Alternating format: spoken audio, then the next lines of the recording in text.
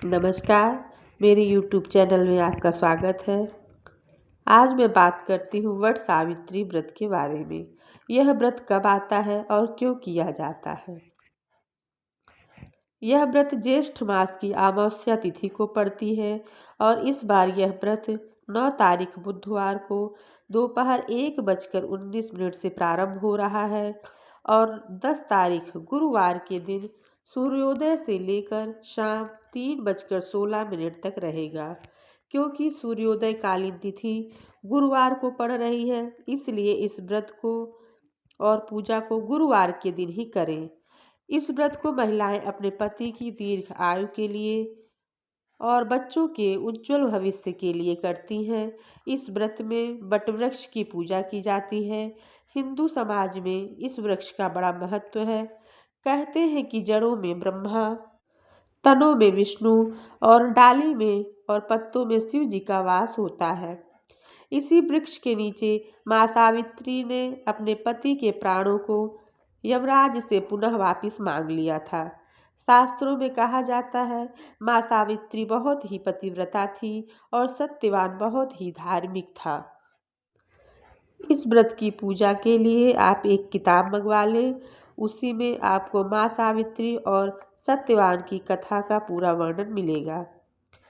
एक बात का विशेष ध्यान रखें, किसी भी व्रत के दिन जिस वृक्ष की आप पूजा करती हैं उस दिन उसके पत्ते या फल और फूल कुछ भी ना तोड़ें, क्योंकि उस दिन उस वृक्ष का बड़ा महत्व होता है। एक दिन पहले ही आप तोड़ लें और उसको धुलकर व्यवस्थित रख दें, जैसे कि वह हरा भरा बना रहे। कहते हैं कि पूजा वाले दिन फूल या फल पत्ते तोड़ने से ब्रह्म हत्या का पाप लगता है। यह व्रत जैसे करवा चौथ, हरतालिका तीज, वैसे ही यह व्रत भी होता है, जिसे महिलाएं अपने पति की दीर्घायु के लिए करती हैं। इस व्रत में वटवृक्ष के पेड़ की पूजा की जाती है। कोरोना काल में या जिन माताओं बहनों को भीड़ में उलझन होती है, वे अपने घर में भी पूजा कर सकती हैं। नर्सरी से एक बड़ का पेड़ मंगाकर किसी गमले में लगा लें और अगर पेड़ ना मिले तो आप एक कहीं से डाल मंगवा लें। आप उस डाल को भी गमले में लगा लें। लगाने के बाद विधि पूर्वक घर में एकाग्र मन से पूजा कर सकती हैं, क्योंकि भीड़ वाली जगह पर अच्छे से पूजा नहीं होती है। अपने घर में या आंगन में जहाँ भी आपको व्यवस्था लगे आप वहाँ पूजा कर सकती हैं।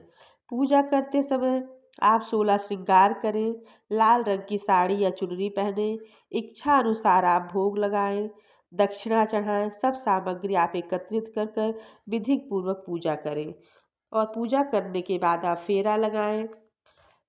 51, 21, 108 जैसी आपकी शक्ति हो आप वैसे ही फेरा लगा सकती हैं। फेरा लगाने के बाद शांति पूर्वक पूजा करें, कथा पढ़ें। भोग में चना जरूर होना चाहिए। लाल वाला चना आप उसको भिगो लें, सुबह उसको पूजा के समय आप उसका भोग लगा दें। ऐसा कहते हैं कि चना ही खिलाकर यमराज ने सावित्री के पति सत्यवान को पुनः जीवित किया था।